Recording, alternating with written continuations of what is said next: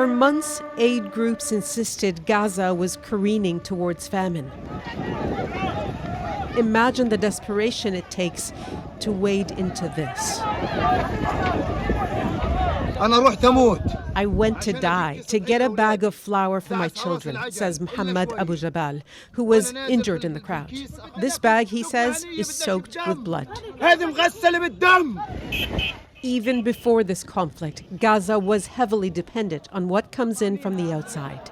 Now, aid is handed out by the American-Israeli-backed effort, the Gaza Humanitarian Foundation, that the UN says hundreds of Palestinians have been shot trying to access. Israel acknowledges a shortage of aid, but blames the UN and denies there is a famine.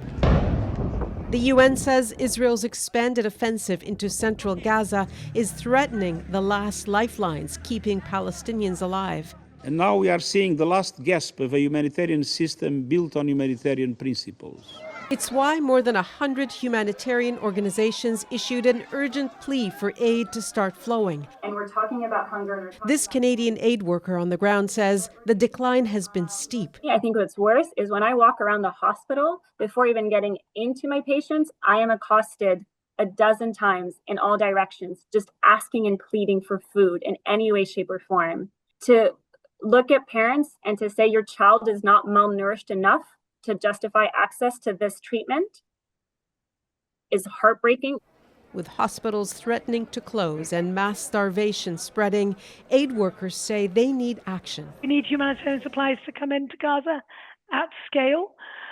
We need the bombs to stop dropping on children. Words are great, actions obviously are very powerful. On the ground, thousands of Palestinians are again on the move. Makeshift homes left behind, futures uncertain. Nala Ayed, CBC News, London.